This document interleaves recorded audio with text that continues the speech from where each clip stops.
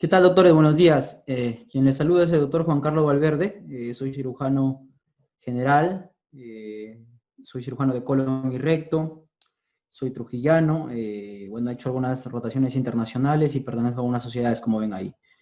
Llevo ya cerca de 5 años dando clases para ENAM, salud, residentado, básicamente en el área de cirugía general. Y bueno, vamos a iniciar con ustedes la fase 1 de la primera clase, ¿correcto? En estas clases teóricas, porque la fase 1 es un poco teórica, si bien es cierto, vamos a tener referencias de ciertos libros, generalmente la bibliografía que se usa aquí en Perú es el Schwartz y el ATLS, ¿ya? Entonces, cuando tengan alguna duda, porque pueden surgir dudas de todas maneras, siempre hay que revisar el Schwartz o el ATLS, ¿ya? Entonces, vamos a empezar. Pues este es más o menos el cuadro, cómo se han repartido las preguntas en estos años en relación al examen ENAM. Ya, generalmente el que tiene el grueso de las preguntas es la patología intestinal, ¿no? La patología intestinal abarcando el tema del apéndice, la cirugía colorectal y la obstrucción intestinal, ¿ya? Además, la patología no rectal, la patología hepática y de vías biliares también ofrecen un buen grupo de preguntas, igual que la patología herniaria. ¿Ya? Entonces vamos a revisar de manera ordenada estas patologías y vamos poco a poco, si bien es cierto la clase es teórica, vamos a ir dirigiendo los enunciados que les vaya diciendo al examen. ¿Ya? El objetivo de esta clase básicamente es lograr que ustedes puedan desarrollar cualquier pregunta que venga en el ENAM. Ese es el objetivo de esta clase, ¿ya? Les voy a dar unos datos por ahí adicionales que les van a servir en su función como internos y también uno que otro dato por ahí que les va a servir también en su función ya como médicos y para la vida, para su cultura, digamos, en cirugía general, ¿ya? Vamos a avanzar, patología intestinal. Entonces acá tenemos las acápides que incluyen patología intestinal, patología apendicular, cáncer colorectal, enfermedad articular y obstrucción intestinal. Ojo. Entonces vamos a empezar con el apéndice secal, ¿ya? En relación al apéndice secal, nos enseñaban pues en la universidad una serie de patrones anatómicos del apéndice, ¿no? Vamos a hacer un pequeño recuerdo de eso. Entonces, acá tenemos, este es el ilion, este es el ilion y este es el ciego, ¿correcto? Todo lo que está por debajo de la unión de la válvula ileocecal es ciego. O sea, esto es ciego, ¿correcto? De acá para acá es colon ascendente y esto para acá es ciego, ¿verdad? ¿Correcto? Entonces, el apéndice digamos, surge a nivel de la unión de ¿qué? De las tres tenias mesentéricas, ¿ya? Las tenias mesentéricas no es otra cosa que el músculo longitudinal externo. Recuerden que el intestino tiene circular interna y longitudinal externa, pues la tenia es un aglomerado del músculo longitudinal externo del intestino, ¿verdad? Hay tres tenias, esas tres tenias, correcto, justamente cuando se juntan, confluyen, ahí surge el apéndice, ¿ya? El apéndice puede adoptar posiciones variables, ojo, ¿ya? Como vemos acá, posiliar, preiliar, pélvica, subsecal, parasecal y la más frecuente que es la retrosecal ascendente, ¿ya? La más frecuente es la retrosecal ascendente, ojo. ¿Por qué es importante que ustedes sepan esta posición? Porque ustedes siendo internos, estando cursando el internado, ¿correcto? Es muy probable que tal vez en alguno que otro hospital aquí en el Perú les permitan, como parte de su formación, llevar a cabo una apendicectomía. Entonces, a veces cuando yo opero con mis internos o cuando operaba con mis internos, siempre pues lo más difícil para el interno es ubicar el apéndice. Entonces, siempre el apéndice hay que ubicarla aquí, a la unión de las tres tenias y 2 centímetros por debajo, 2 centímetros por debajo de la válvula ileocecal. ¿Ya? Eso también es importante. ¿Ya? Entonces, el apéndice, si bien es cierto, no tiene una función determinada, se ha descrito algunas funciones, como vamos a ver más adelante. El apéndice tiene una válvula, ojo, la válvula del apéndice se llama válvula de Gerlach, ¿ya? Válvula de Gerlach. La vesícula también tiene una válvula, tiene otro nombre, ¿ya? Entonces, la válvula del apéndice se llama válvula de Gerlach, ojo, ¿ya? El tamaño del apéndice va a ser variable, ojo. Puede ser pequeña, puede ser larga, puede ser mediana, ¿ya? O sea, la longitud del apéndice, la longitud es variable, no nos importa tanto la longitud. Lo que nos importa del apéndice es su grosor, ¿ya? El grosor del apéndice normalmente es menor a 6 milímetros, ¿ya? Si un apéndice tiene más de 6 milímetros, debemos pensar que ese apéndice ya se encuentra inflamada. O sea, si vemos en una ecografía, en una tomografía, un apéndice mayor a 6 milímetros, ya hay que pensar que se encuentra inflamada, ¿ya?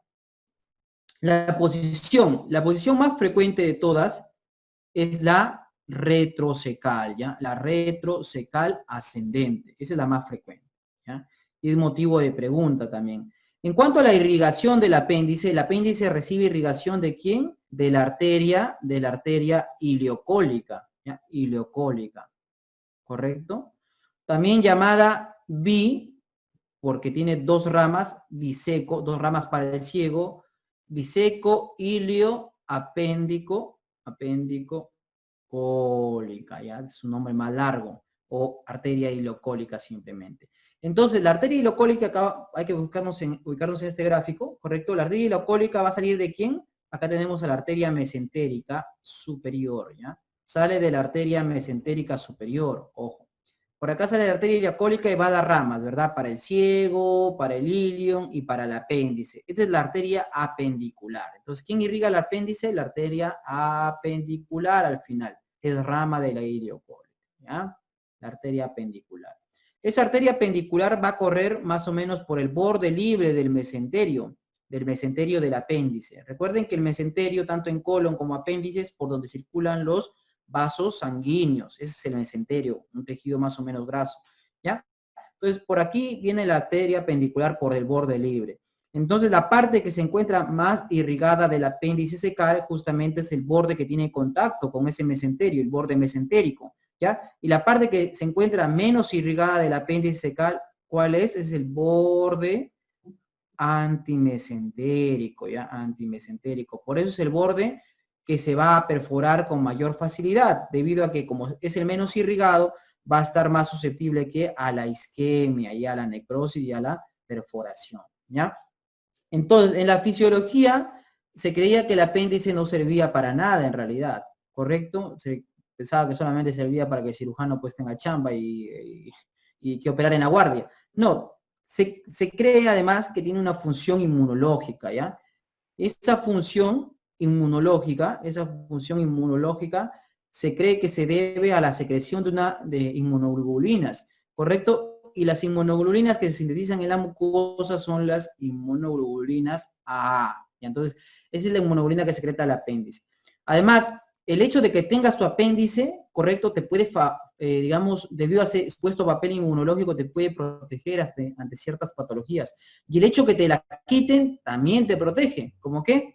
La apendicectomía como factor protector ¿de qué? De la enfermedad de la colitis ulcerativa, ¿ya? O sea, que te quiten el apéndice es factor protector de colitis ulcerativa, ¿ya? Y es un factor de riesgo ¿para qué? Para enfermedad de Crohn, ¿ya? Factor de riesgo para enfermedad de Crohn. Ojo. Bueno, ahora vamos a avanzar un poquito. En relación a apendicitis aguda, en relación a la epidemiología. Entonces, la apendicitis obviamente es la principal causa, la primera causa de abdomen agudo quirúrgico, ¿correcto? Prácticamente en casi todas las edades, ¿ya? Entonces, en relación a su epidemiología, debemos saber que, si bien es cierto, el apéndice es la primera causa en todas las edades, la incidencia más frecuente es entre la segunda y tercera década de la vida. O sea, ¿cuál es la segunda y tercera década de la vida? De los 10 a los 20 y de los 20 a los 30 años. Segunda y tercera década de la vida. Aquí te da la apendicitis, ¿ya? Correcto, se dice que hasta el 5 a 7% de la población, del 5 al 7% de la población va a desarrollar apendicitis en algún momento en su vida. Obviamente con mayor frecuencia entre los 10 y los 30 años, pero así más o menos es la incidencia acumulada de apendicitis, ¿no? ¿Verdad? Entonces, es bastante elevada en realidad, ¿correcto? Bueno, ¿por qué nos da apendicitis? La apendicitis tiene varias causas. Básicamente nos da apendicitis porque hay una obstrucción, ¿verdad? Tenemos acá el apéndice. hay una obstrucción este es el ciego, esta es la tenia. ¿Ya? Hay una obstrucción de la salida del apéndice. Y la obstrucción va a ser debida por dos causas, básicamente. Una, los fecalitos, ¿ya? Una, los fecalitos, y otra, la hiperplasia linfoide. Sin embargo, la hiperplasia linfoide y los fecalitos, ¿ya? Fecalitos. La hiperplasia linfoide es la principal, es la primera causa de apendicitis, ¿ya? Justamente, ¿por qué? Porque esta hiperplasia linfoide se va a dar entre los 10 y 30 años, que justamente es el pico de la incidencia de la apendicitis. Y los fecalitos se va a dar generalmente pasados los 40, 50 años, ¿ya?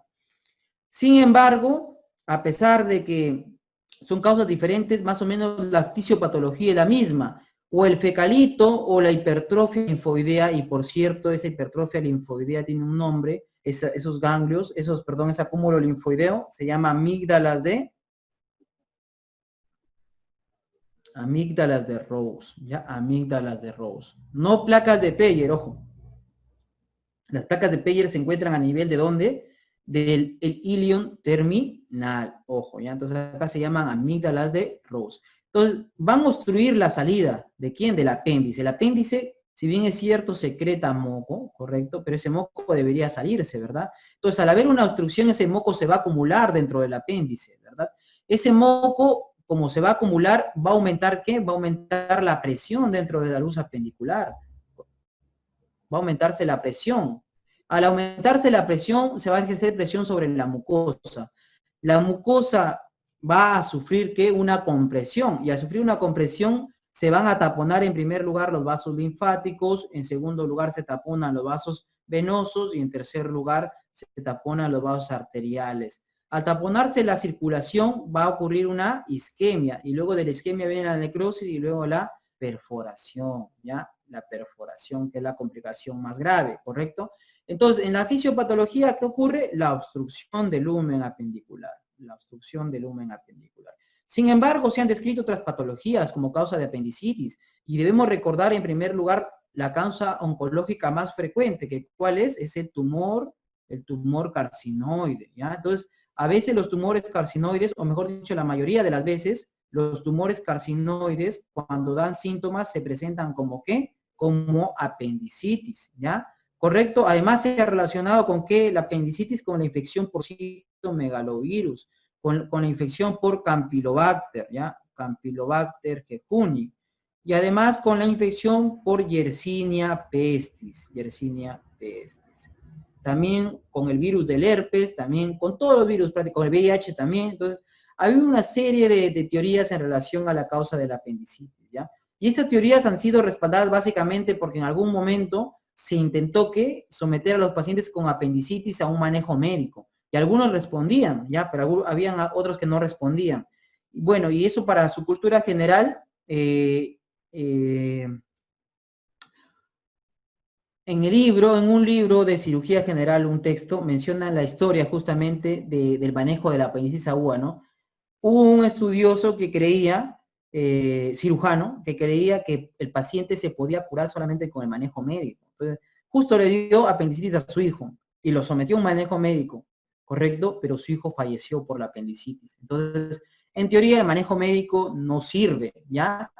Pero en algún momento se intentaba el manejo médico, pero el manejo médico también de la apendicitis se ha contraindicado. ¿En qué tipo de apendicitis? En la apendicitis por fecalitos, ¿ya? Por fecalitos. Nunca manejo médico en apendicitis por fecalitos, según esta supuestamente guía, ¿no? Según estos supuestos reportes, ¿ya?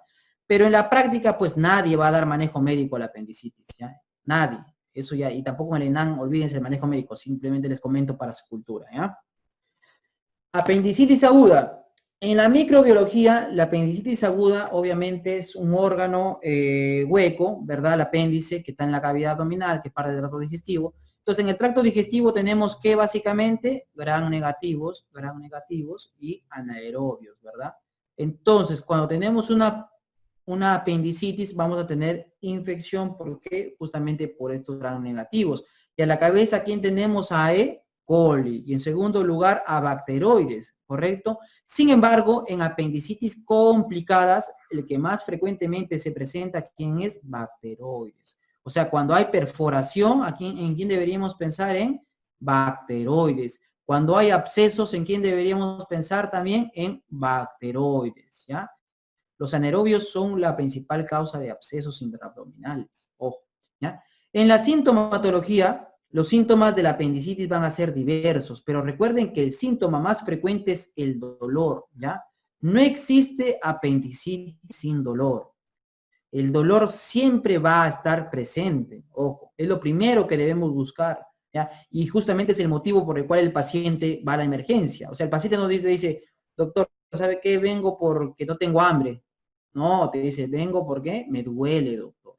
Y adicionalmente, ¿sabe qué? No tengo hambre, pero viene por el dolor el paciente. Entonces, este dolor abdominal, correcto, que es el síntoma más frecuente, ¿ya? Este dolor va a tener una característica, que no va a aparecer de manera directa en la fosa ilíaca derecha, que aparece primero en el epigastrio, luego en la zona periumbilical y termina quedándose ¿dónde? En la fosa ilíaca derecha, ¿ya? Y eso tiene un nombre, se llama triada migratoria de Kocher, ¿ya? Esta migración en cuanto a la localización, triada migratoria de Kocher. Pero si lo vemos en el tiempo, también tiene un nombre, se llama cronología de Murphy. La cronología de Murphy suele tardar de 4 a 6 horas. ¿Qué quiere decir?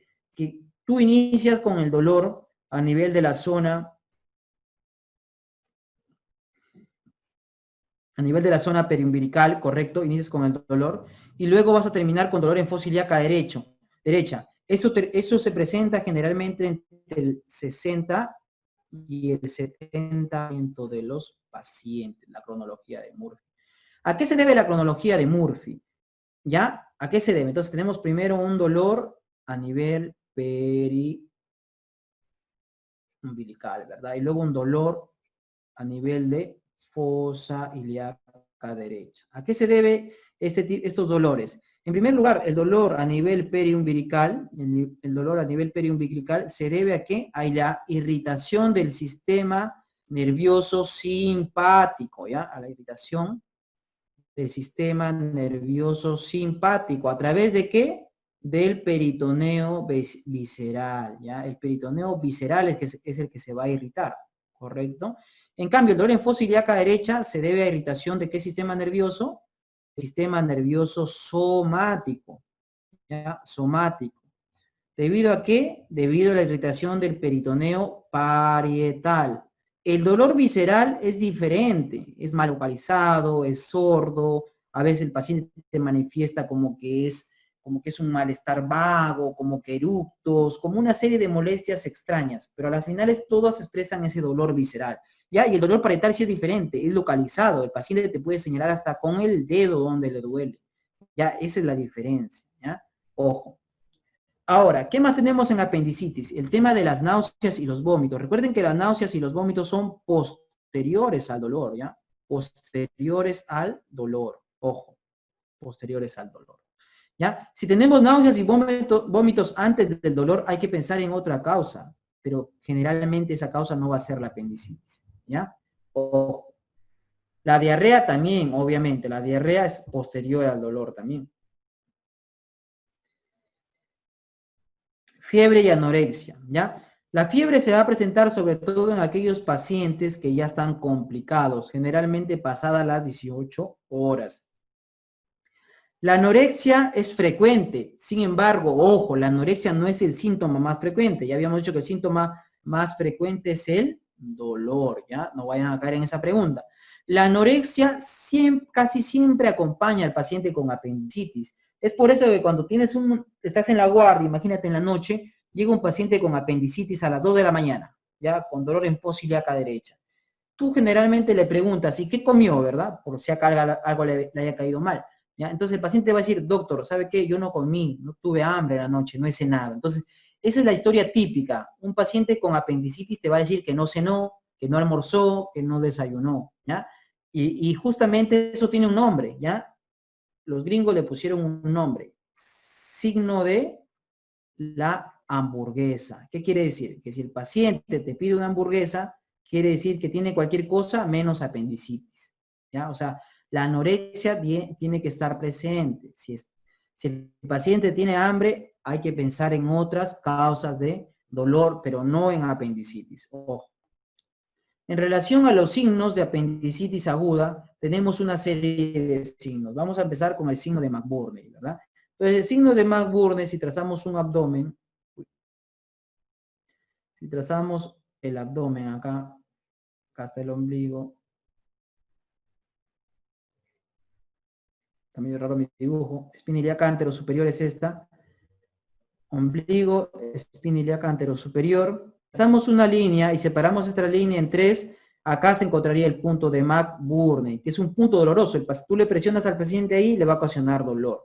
También tenemos un punto que puede ser motivo de pregunta, que es el punto de Lanz, que se da entre la unión de las dos espinas ilíacas anterosuperiores, ¿ya? Acá estaría el punto de Lanz, ¿ya?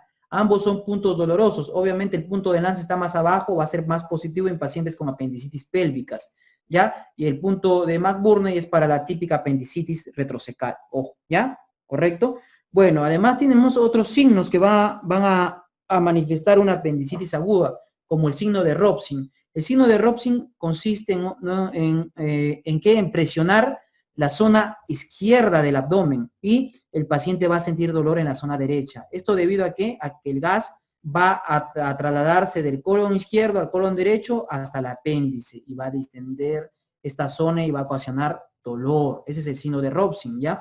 El signo de Psoas consiste al paciente hacerle extender su pierna hacia atrás y es positivo en qué tipo de apendicitis, en apendicitis retrocecales, ¿ya?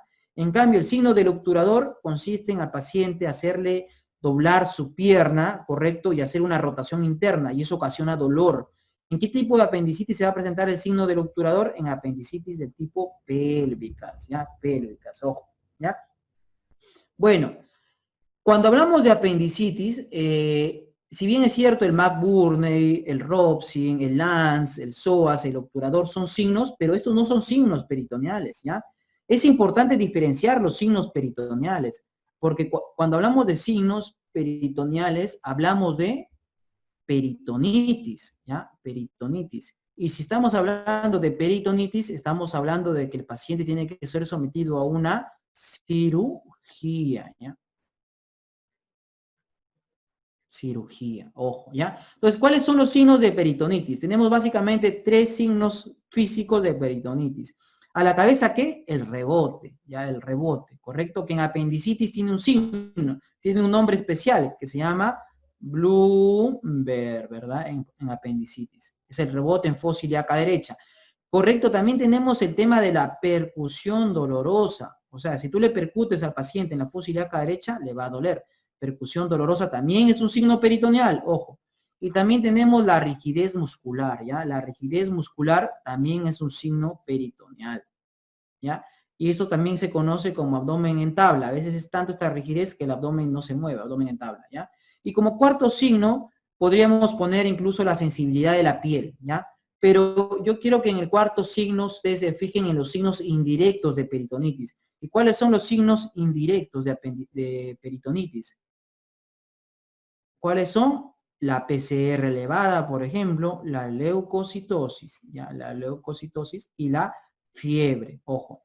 Entonces, cuando le mencionen en el enunciado de la pregunta PCR, leucocitosis y fiebre, posiblemente habría que pensar en un problema quirúrgico, en una peritonitis, pero tendría que estar acompañado ¿de qué? De cualquiera de estos, ¿ya? Porque sin estos, ¿qué pasaría? PCR se puede elevar en una diarrea, leucocitosis también se puede haber en una diarrea, incluso fiebre puede haber en una diarrea, ¿ya? Entonces, estos sirven, obviamente, cuando están presentes cualquiera de los 3 anteriores, ¿ya? Ahí sirven, ojo.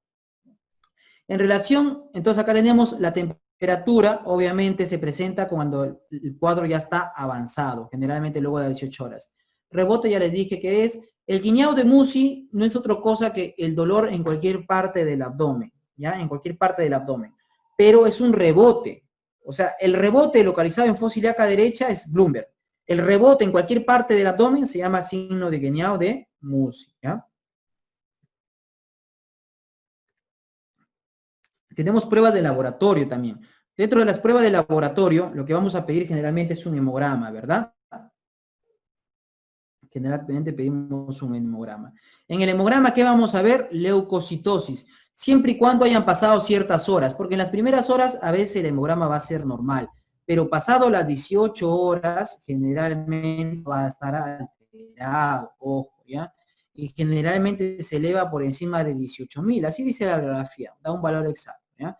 Por encima de 18.000 los leucocitos, obviamente con desviación izquierda, ¿verdad? Cuando preponderan los abastonados, ¿ya? Ojo, ¿correcto? Bueno, en la PCR también se va a elevar, ¿ya? La PCR se va a elevar en todos los pacientes prácticamente, es un marcador de inflamación, es un marcador inflamatorio. Recuerden que la PCR, si bien es cierto se eleva en inflamación, infección, generalmente no se va a elevar como debería en pacientes con insuficiencia hepática, ¿ya? Eso es importante. En pacientes con insuficiencia hepática, a veces la PCR va a permanecer en valores casi normales, ¿ya? ¿Correcto? El examen de orina es importante porque también vamos a encontrar leucocituria sin necesidad de encontrarnos frente a una infección urinaria, ¿ya? Ojo, es por tema de cercanía, ¿ya? El apéndice retrocecal va a estar en contacto con el uréter y va a ocasionar inflamación y esto podría ocasionar leucocituria, ¿ya? Hematuria no tanto, leucocituria sí, ojo, ¿ya? Bueno, vamos a avanzar. Ya, entonces, estamos acá, continuando con el diagnóstico, tenemos la escala de Alvarado, ¿ya? Antes de hablar de escala de Alvarado, les vuelvo a recalcar que signos peritoneales es igual a cirugía, ¿ya?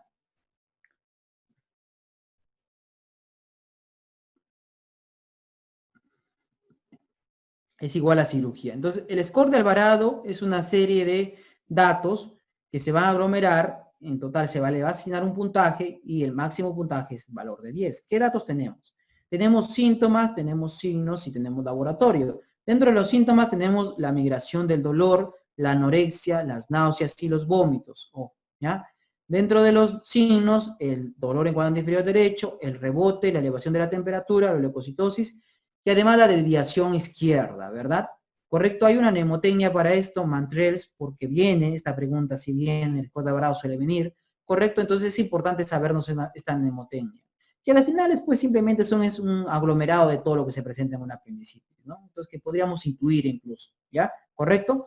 Bueno, dentro de estos datos tenemos que dos valores tienen 2 puntos. Uno es el dolor en el cuadrante inferior derecho y otro la leucocitosis. Pero yo quiero que presten atención a algo, que dentro del score de Alvarado, solamente, básicamente hay un signo que es signo peritoneal, que ¿cuál es? Es el rebote. Entonces, el rebote es un signo peritoneal, ¿ya? Entonces, cuando les pregunten en un enunciado, entonces le digan, paciente, varón de, no sé, 15, 20 años, con dolor en el cuadrante inferior derecho, con náuseas, con vómitos, con fiebre, ¿verdad? Con leucocitosis, con McBurney positivo, y rebote negativo, y les digan, ¿cuál es la actitud?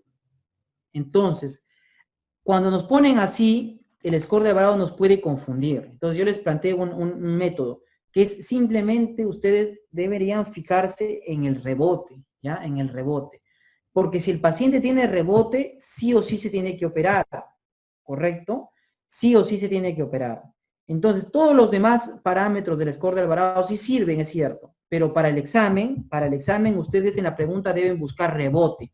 Donde ustedes busquen en el enunciado y pongan rebote positivo, Bloomberg positivo, de frente van a marcar ¿qué? Apendicectomía, ¿ya? Pero si ustedes en el enunciado no encuentran rebote positivo, ¿ya? No vayan a marcar apendicectomía todavía, salvo que sea la única clave más correcta, ¿ya? Porque si ustedes tuviesen duda diagnóstica, lo primero que deberían hacer es una tomografía, porque la tomografía es el gol estándar, ¿ya? Es el gol estándar. Entonces, el score de Alvarado nos ayuda, claro que sí, pero yo podría operar a un paciente con score de Alvarado de 6, pregunto, ¿podría operarlo? Si en el enunciado yo, luego de leer el enunciado de la pregunta, yo digo, no, este paciente tiene score de Alvarado de 6. Ah, no, pero la escala de Alvarado dice que 6 se observa. Pues, ¿qué debería hacer? Depende, ¿ya? Si tiene rebote positivo de frente, marquen cirugía, ¿ya? Marquen cirugía, ¿ya? Entonces, el rebote es el signo más importante. Si tiene 10 de puntaje de score de Alvarado, ya, ese sí, pues, el puntaje 10 incluye todos los valores y también incluiría el rebote. Entonces, ese paciente también iría a cirugía, ¿ya? Entonces, ojo. Correcto. Entonces, dentro de los estudios de imágenes, de este tipo de pacientes se van a hacer, como dice acá, ante la duda, considere más pruebas de imagen, ¿ya? Ante la duda diagnóstica, ante la duda diagnóstica, ojo, ¿ya? Entonces, ¿qué pruebas tengo? Tengo la radiografía. Esa radiografía, ojo, puede ser de tórax o de abdomen, ¿ya? ¿Por qué? En una de tórax, por ejemplo, puedo descartar una neumonía. En una de abdomen puedo descartar una obstrucción intestinal, ¿ya? Entonces, este es para descartar otras patologías, ¿ya? Y además, también anecdóticamente, en el 10% de los pacientes podrían presentarse fecalitos, ¿ya? Fecalitos. Y los fecalitos, ojo, son patognomónicos, ¿ya? Son patognomónicos de la enfermedad de apendicitis aguda. La ecografía, ¿en qué pacientes lo voy a pedir? En pacientes mujeres en edad fértil y niños. Debido a que en ellos, ¿qué puedo tener? Obviamente, si son mujeres, puedo tener abscesos tubováricos, embarazos ectópicos, quistes a pedículos torcidos, ¿verdad? Y son niños que puedo tener adenitis mesentérica, intususcepción. Entonces, por eso es útil en ese tipo de población. Sin embargo, en adultos jóvenes la ecografía no tiene ningún valor en realidad. La tomografía es el gold estándar, ¿ya? Es el gold estándar. Es la prueba que yo debo tomar ante la duda diagnóstica, ¿ya? Si yo duda, no meto a operar al paciente de frente. Debo tomarle, ¿qué? Una tomografía, ¿ya? Entonces, si tengo mi historia en mi enunciado clínico de la posible pregunta que nos puede venir, ponen paciente, varón de 35 años con dolor en zona epigástrica, con anorexia, con leucocitosis, McBurney dudoso. ¿Cuál es la conducta? Entonces la conducta obviamente es la tomografía porque yo tengo dudas, ¿ya? La tomografía es la conducta ante cualquier duda. Esa tomografía es con contraste, ¿ya? Con contraste, dice la radiografía oral y endovenoso, pero en la práctica es endovenoso nada más, porque no le puedo dar obviamente líquidos a un paciente que va a ser sometido a una cirugía posiblemente. En prácticamente todas las edades le puedo hacer tomografía, salvo en qué, en gestantes. ¿Por qué? Porque la tomografía es un estudio ionizante, ¿verdad? Entonces, en estos pacientes, en las pacientes gestantes, yo preferiría una resonancia magnética. Ojo, pregunta de examen también. Acá, por ejemplo, vemos un fecalito libre, ¿ven? En un fecalito libre, ¿a nivel de dónde? De la fosa ilíaca derecha en una radiografía de abdomen. Aquí vemos un fecalito en una ecografía. El fecalito obviamente está lleno de calcio, ¿ven? Parece que tuviese calcio, como un hueso, más o menos, ¿correcto? Entonces, debido a que es duro, no deja pasar las ondas acústicas. Por acá vienen las ondas acústicas. Quieren pasar y no pueden, rebotan.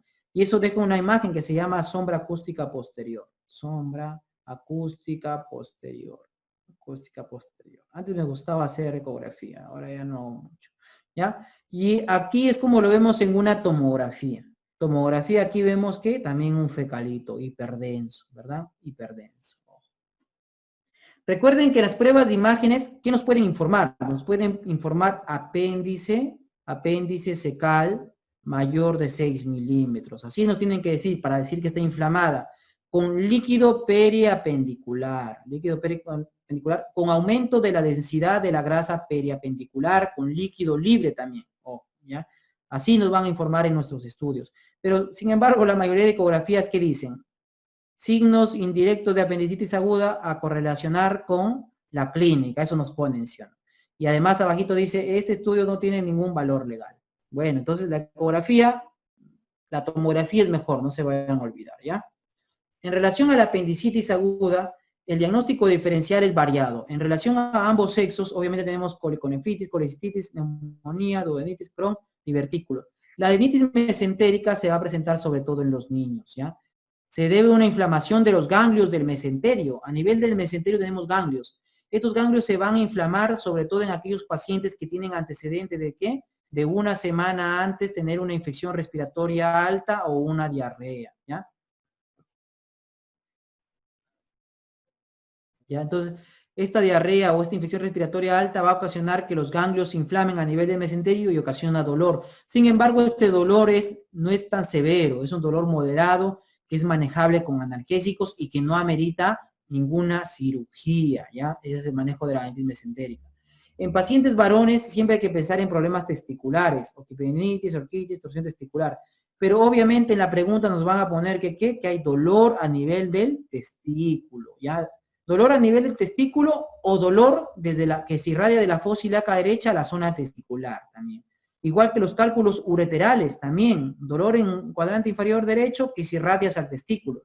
O sea, esa irradiación nos tiene que hacer pensar en un problema urológico, ¿ya? Alejarnos la posibilidad de una apendicitis. Ojo.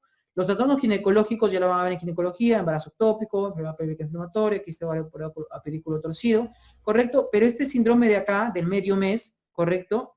El síndrome del medio mes intermenstrual, o este nombre medio extraño, correcto, se va a dar en el día 14, de la menstruación. ¿Debido a qué? Debido a una eclosión. Acá tenemos el ovario, el óvulo está acá y va a eclosionar, va a salir. Al salir del ovario, en el día 14, en busca de un espermatozoide, ¿verdad? ¿Qué va a pasar? Va a ocasionar una ruptura del tejido ovárico y eso ocasiona un pequeño sangrado, un pequeño derrame de líquido inflamatorio y eso ocasiona irritación del peritoneo y dolor. Síndrome del medio mes, ¿ya? En mujeres en edad fértil, obviamente. Vamos a hacer una pequeña diferenciación del plastrón con el absceso apendicular, ¿ya? Bueno, el plastrón apendicular y el absceso apendicular son complicaciones de la apendicitis, ¿ya? Sobre todo, estas patologías se van a presentar en pacientes jóvenes, ¿ya? En jóvenes, ¿correcto? ¿Debido a qué? A que los jóvenes son fuertes, o sea, somos fuertes, ¿correcto? Entonces, va a aguantar el dolor el joven. Y además, si tiene, pues, la mamá, la tía, la abuela, o alguien que va a la farmacia y le compra analgésicos y antibióticos, con mayor razón va a aguantar un poco el dolor, va a aguantar un poco el cuadro, ¿ya? Entonces su apendicitis se va a transformar en un plastrón o en un absceso apendicular, ¿ya? El apéndice normalmente pues está libre ahí en la cavidad abdominal, pero dentro de la cavidad abdominal tenemos un tejido que se llama epiplon. El tejido epiplon es como un delantal, es como los bomberos del abdomen. Este epiplon va a ir donde hay inflamación. Si el apéndice está inflamado y tiene un huequito, viene el epiplon y lo va a querer englobar, ¿ya? Y eso forma el plastrón. Además, las mismas asas intestinales también quieren englobar esta perforación y forman el plastrón. Cuando esto se contiene y se evita pues que se rompa, que se forme pus, es plastrón. Pero cuando ya no se contiene mucho y se comienza a formar pus, más pus, más pus, más pus, se forma ¿qué? Un absceso apendicular. Y vamos a ver cómo diferenciamos estas dos patologías. ¿Ambas van a tener masa en fosa ilíaca derecha? Sí, ambas tienen masa, ¿ya? En fosa ilíaca derecha. ¿Ambas tienen dolor? Sí, ambas van a doler, ojo. Historia subaguda de apendicitis, sí, 5 días de dolor, 5 a 7 días de dolor, ¿ya? 5 a 7 días de dolor, ojo, ¿ya? Pero la diferencia básicamente radica en los signos de peritonitis. El plastrón apendicular no va a tener signos de peritonitis. En cambio, el absceso apendicular sí, puede tener incluso signos peritoneales, ¿ya? Y además, obviamente, va a tener, ¿qué? Va a tener fiebre, va a tener leucocitosis, ¿ya? Va a tener PCR elevado, ojo, PCR elevado, ¿ya? Ojo. En el diagnóstico de un paciente con apendicitis aguda, perdón, con plastrón apendicular y absceso apendicular, también tenemos como prueba diagnóstica la tomografía, ¿ya? Tomografía, con contraste oral y endovenoso, ojo, nos permite ver mejor, ¿ya? En el tratamiento es diferente. Mientras el plastrón apendicular es un cuadro más o menos leve, amerita un tratamiento médico. Tratamiento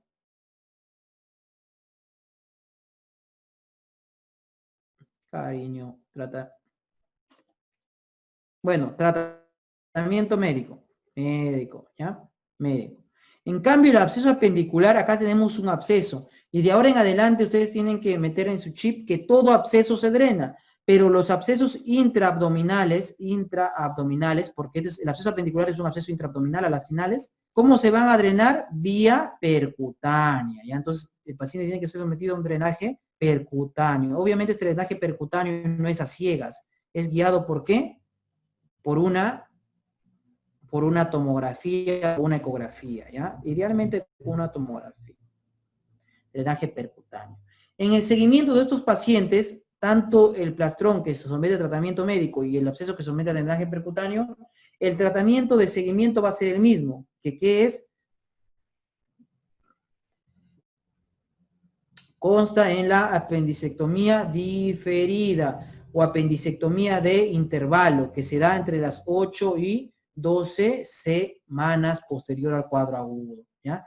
En relación al tratamiento médico, es 2 semanas de antibióticos, ojo, 2 semanas de antibióticos, ¿ya? ¿Qué antibiótico daríamos a estos pacientes? Obviamente, si hay una infección por E. coli y por bacteroides, tendría que ser una combinación de antibióticos para gram negativos y para anaerobios. Por ejemplo, una combinación muy usada es que gentamicina, clindamicina. Otra opción muy usada es ciprofloxacino, metronidazol. Otra opción es ceftriaxona para gram negativos, metronidazol para anaerobios, ¿verdad? Entonces, esas más o menos son las combinaciones que usamos en la práctica. Entonces, apendicitis aguda, tratamiento. El tratamiento de la apendicitis va a depender obviamente del grado de complicación. Cuando hablamos de apendicitis no complicada, estamos hablando de apendicitis sin peritonitis. Y apendicitis complicada hablamos de peritonitis. Ojo, peritonitis, ¿ya? Vamos a trazar una raya que me olvidé de ponerlo. Uy, bien derechita mi raya. ¿Ya? Y acá vamos a ver peritonitis local, ¿ya? Y acá vamos a ver peritonitis difusa. Ojo. Bueno, entonces el abordaje de la tanto apendicitis no complicada como complicada es la apendicectomía. Ojo, y la apendicectomía es laparoscópica. En todos los escenarios la apendicectomía es laparoscópica, ¿ya? Debido a que la apendicectomía laparoscópica tiene menos ¿qué? Menos dolor. Es lo que tiene menos dolor. Y el paciente se va a recuperar más rápido va a ir a su trabajo. Ojo, ¿ya? Entonces, es la indicación. O sea, apendicectomía abierta es prácticamente nula en ningún escenario, ¿ya? La apendicectomía laparoscópica es mejor en todos los escenarios, salvo en uno, por si preguntaran, ¿ya?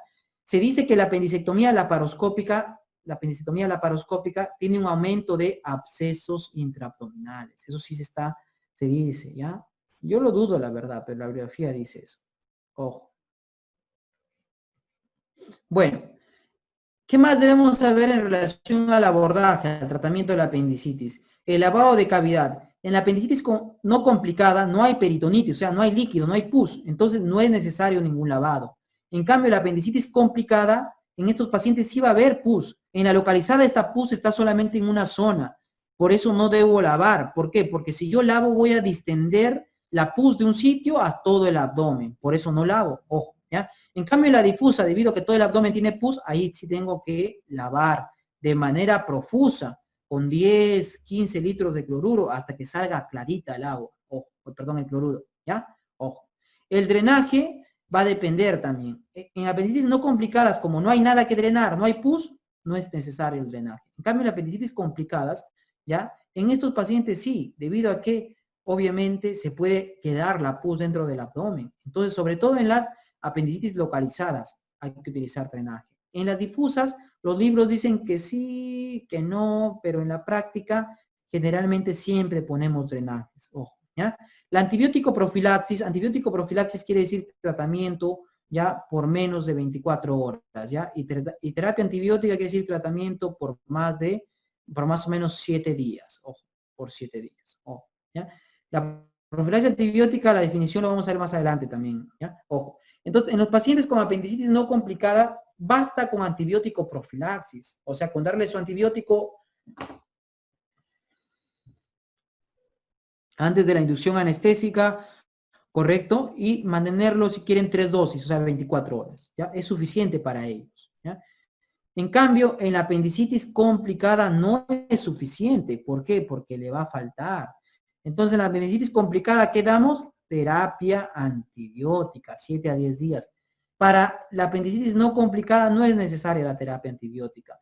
La apendicitis no complicada incluye prácticamente la apendicitis congestiva, la congestiva y la supurada, ¿ya? La supurada. Esta incluiría, ¿qué? La gangrenada y la perforada. Ojo, ¿ya? ¿Qué nos pregunta también? El tema del cierre de la herida operatoria, ¿ya? La herida operatoria en pacientes con apendicitis complicadas se podría dejar abierta, ¿ya? Ojo, se podría dejar herida operatoria abierta. Es válido. ¿Por qué dejaríamos la herida operatoria abierta en una apendicitis complicada? ¿Por qué? Porque es una zona contaminada, sucia. Pus es igual a herida sucia. Entonces, las heridas sucias se pueden dejar abiertas, ¿ya? Y la apendicitis no es una excepción. Cuando digo abierto, me refiero obviamente solamente al tejido celular subcutáneo, ¿ya? Ojo. Apendicitis en casos especiales. Tenemos los siguientes casos especiales. Niños, gestantes, ancianos, VIH, ¿ya? Tanto en niños, gestantes, ancianos y VIH, el pronóstico es peor, ¿ya? ¿Correcto? ¿Por qué? Porque se complican más rápido, ojo, ¿ya? Se complican más rápido. Los niños, si bien es cierto, no pueden darte mucha información porque no hablan muchas veces y no te comunican bien, lo que prima en ellos es el dolor. Por eso, ¿qué es lo que debemos hacer con estos niños? Un buen examen físico. El examen físico es el que manda, ¿ya? Pueden tener diarrea o estreñimiento, fiebre, se complican de manera precoz. ¿Por qué se complican de manera precoz? Porque su epiplon, ese delantal que acudía al llamado a tratar de calmar la infección, la inflamación, es corto, no está tan desarrollado como el adulto. Entonces, por eso rápidamente hacen peritonitis, al igual que las gestantes también rápidamente hacen peritonitis, ¿ya? En los niños, ¿cuál es el tratamiento? Apendicectomía laparoscópica, ¿ya? En las gestantes, recuerden que en gestantes la apendicitis es la causa más frecuente de abdomen agudo quirúrgico, más frecuente en el segundo trimestre, ¿correcto? Tiene signos especiales como el de Alder, que no es otra cosa que un McBurney en gestante, ¿ya? McBurney en gestante, y el Bryan, que no es otra cosa que un Robson en gestante, ¿ya? ¿Cómo así? El Alder consiste en el paciente, la paciente mujer echada, le palpamos el cuadrante inferior derecho y le duele. Le pasamos a decúbito lateral izquierdo, o sea, de costadito, le palpamos la misma zona y le sigue doliendo. Eso es Alder positivo. El Bryan no es otra cosa que ¿qué? Que percutirle el útero en la zona izquierda y le va a ocasionar en el dolor derecho, así como un Robson. Por eso le digo McBurney en gestante y Robson en gestante, ¿ya? El tratamiento para la apendicitis en gestante depende del trimestre, ¿ya? Se creía que en el primer y segundo trimestre, en el primer trimestre, perdón, pues obviamente se forma el bebé, ¿no? Está la embriogénesis. Entonces, se creía que el neumoperitoneo, o sea, el gas, el CO2, que se insufla en el abdomen, tenía un efecto teratogénico sobre la embriogénesis. Por eso decían que mejor no, cirugía abierta, pero eso ya ha quedado descartado. Entonces, también se puede hacer cirugía laparoscópica en el primer trimestre. En el segundo trimestre es el momento ideal. ¿Por qué? Porque el bebé está formado, ¿ya? Y además el útero todavía no es tan grande, nos va a permitir maniobrar y operar al paciente. El tercer trimestre es un problema. ¿Por qué? Porque si bien es cierto, el bebé ya está formado, pero el útero es demasiado grande y nos va a dificultar la laparoscopía. Pero sin embargo, así como dificulta la laparoscopía al útero, también va a dificultar la cirugía abierta. Es por ello que siempre que se pueda hay que someter al paciente a apendicectomía laparoscópica. Siempre, ojo, ¿ya? Siempre. Ya por ahí una pregunta de 28 semanas en un ENAM pasado, ¿ya? La clave era apendicectomía laparoscópica, ¿ya? Siempre que se pueda, apendicectomía laparoscópica. Es más, la apendicectomía abierta se asocia a parto pretérmino, ¿no? En mayor frecuencia que la apendicectomía laparoscópica, ojo, ¿ya? En ancianos, la sintomatología es más lavada, más frecuentes son las complicaciones, hay que pensar en patologías oncológicas, es importantísimo esto. Varias veces he visto patinar, correcto, que entrar por una supuestamente apendicitis y encontrarnos un cáncer de colon. Es muy frecuente este error, ¿ya? Entonces, obviamente, aquí también toma importancia, pues, la historia previa, ¿no? La pérdida de peso, la anemia, ¿verdad? Y todo eso. VIH. El VIH también es más en pacientes con VIH es más frecuente la apendicitis que en la población en general. Y son también más frecuentes las complicaciones por diagnóstico tardío, ya debido a que el VIH pues a veces cursa con diarrea crónica, dolores crónicos, podemos menospreciar un dolor de apendicitis y decir que es algo común o normal, no, pues por eso justamente el diagnóstico es tardío y se complican estos pacientes. Además del VIH, también en pacientes con VIH, perdón, tenemos infección por citomegalovirus, y la infección por citomegalovirus causa una colitis que se puede confundir ¿con qué? Con apendicitis, ¿ya? Ojo, el citomegalovirus es la causa más frecuente de colitis infecciosa en pacientes con VIH, pregunta de examen también, ¿ya? Mujeres en edad fértil, en mujeres en edad fértil hay que tener en cuenta que la laparoscopía es la que ofrece mayores ventajas, ¿ya? es la que ofrece mayores ventajas, ojo. Esto en relación a que, por ejemplo, si tenemos en una guardia dos pacientes, un joven de 35 años ya con dolor y una mujer de 30 años con dolor, ambos nos parecen que es apendicitis y solamente tengo un equipo de laparoscopía, ¿en quién lo utilizaría? ¿Ya? Entonces, en realidad en cualquiera de los dos podríamos utilizarlo, ¿no? Sería lo ideal, pero si tenemos solamente un equipo, deberíamos usarlo en la mujer, porque la mujer tiene más posibilidades de otros diagnósticos diferenciales, como el absceso tubovárico, quiste, ¿verdad? El embarazo ectópico, qué sé yo, por eso, ¿ya? En relación al plastrón, me olvidé de decirles que obviamente el plastrón en su seguimiento va a cirugía diferida, ¿verdad? Apendicectomía de intervalo. Sin embargo, eso es en la teoría. En la práctica prácticamente nadie los opera, ¿ya? En la práctica nadie los opera. Pero eso sí, y eso sí quiero que decirles a ustedes, y tiene que quedar en claro, que todos los plastrones apendiculares, ¿ya? Y todos estos problemas tienen que ir seguidos, si es que no lo van a operar, porque hay nuevas guías, hay nuevas conceptos en relación al manejo de esto. Si no lo vas a operar, siempre tienes que hacerle una tomografía y una colonoscopía control. Colonoscopía control. ¿Por qué? Porque nada te dice que este plastrón no fue apendicitis o este absceso tampoco fue apendicitis y fue un cáncer, ¿ya? Por eso siempre que en el seguimiento hay que tomar tomografía y colonoscopía para descartar un cáncer, ¿ya? Es un dato muy importante. Ojo. Tumores apendiculares, ¿ya? Los tumores apendiculares son diversos. Obviamente, el tumor benigno más frecuente,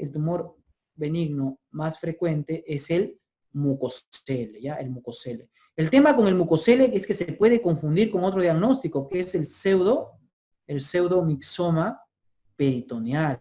Y el pseudomixoma peritoneal sí es un problema. Ojo, ¿ya?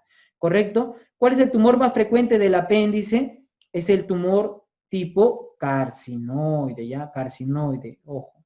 Y el tumor carcinoide es un tumor neuroendocrino, así se le conocen ahora, como tumores neuroendocrinos, ¿ya? Cariño.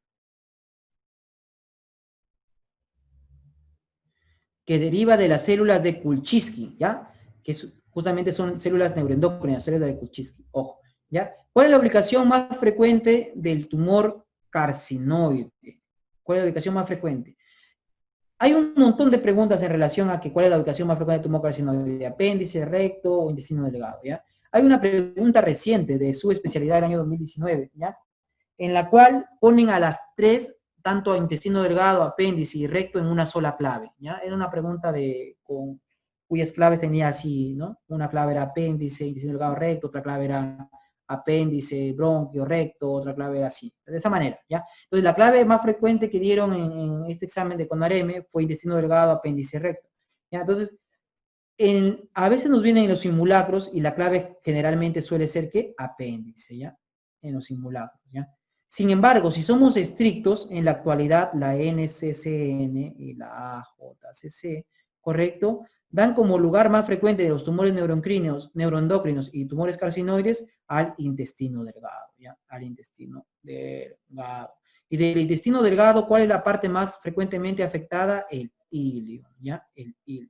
Entonces, si tuviésemos que hacer un cuadrito un cuadrito de frecuencia, diríamos que es más frecuente en el intestino delgado, en segundo lugar el apéndice, y en tercer lugar el recto, ¿ya? El recto, ¿ya? Ojo. ¿Cuál será más frecuente, el ilion o el apéndice? Bueno, ahí no se sabe, pero yo marcaría apéndice más que ilion, ojo, ¿ya? Pero si viene intestino delgado sin dudar es más frecuente que apéndice, ojo. Características micro y macroscópicas. Obviamente el tumor carcinoide lo vamos a diagnosticar con la patología, pero sin embargo también tiene una característica macroscópica y que suelen ponerlo en las preguntas. ¿Cuál es esta característica macroscópica? Su coloración amarillenta. Su coloración amarillenta como grasita, ¿ya? Ojo. Además debemos saber que cuando el tumor carcinoide involucra la base apendicular, ¿ya? La base apendicular, el mesoapendicular, correcto, ¿ya? O tiene más de 2 centímetros, este tumor posiblemente ya hizo metástasis, o sea, es un tumor, hizo metástasis ganglionar básicamente, o sea, los ganglios de la zona del colon, ¿ya? Es un tumor de cuidado, ¿ya? Es por eso que el manejo va a ser diferente. Por ejemplo, si nos encontramos con un tumor carcinoide menor de 2 centímetros que no invade el meso ni la base apendicular, ¿basta con qué? Con una apendicectomía. Basta con una apendicectomía y el paciente, entre comillas, estaría curado. ¿Ya? En cambio, en un paciente que lo estamos operando y vemos una tumoración amarillenta mayor de 2 centímetros, invade el meso y o la base apendicular, aquí ya el manejo cambia. El manejo no es suficiente una apendicectomía. El manejo correcto es una mecolectomía derecha radical, o sea, sacar ganglios también, porque podrían estar ya invadidos por tejido tumoral. Ojo, ¿ya? Ojo. Y la otra patología oncológica frecuente del apéndice, el segundo lugar es el adenocarcinoma, ¿correcto? Que es más o menos el 5%, el 2 al 5%. ¿Ya? El adenocarcinoma apendicular tiene peor pronóstico, a pesar de ser menos frecuente. Entonces, debido a su peor pronóstico, ¿qué va a pasar con este paciente? Debe ser sometido a una micolectomía derecha radical de entrada, ¿ya? En micolectomía derecha radical de entrada. Ojo. El síndrome carcinoide. Si bien es cierto, el tumor carcinoide, su diagnóstico es con AP, o sea, al microscopio yo debo diagnosticarlo, el síndrome carcinoide se va a diagnosticar de otra manera. ¿Ya? En primer lugar, el síndrome carcinoide, ¿por qué se da? Porque hay producción de una hormona, que es la serotonina, ¿ya? La serotonina va a ocasionar una serie de problemas, ojo, en el organismo. Pero para que se produzca esta serotonina debe haber como condición necesaria una metástasis hepática, ¿ya? Una metástasis hepática. Salvo en... Cariño, ¿qué tal esto? Uy.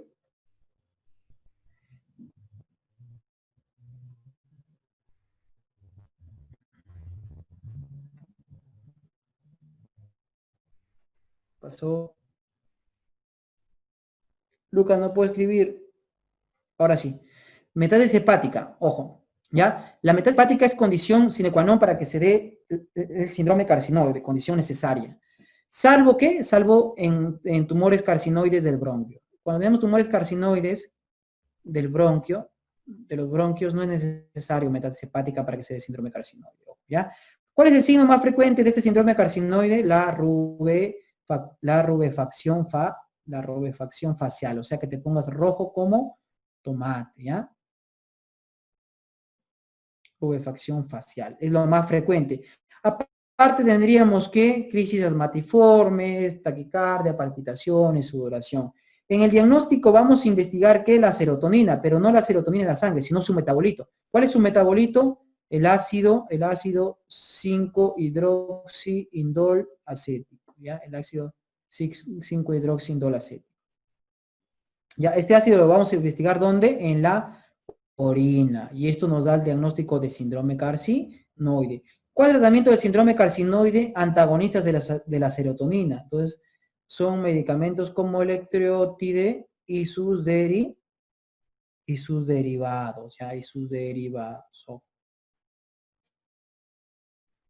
Bueno, ¿ya? Correcto.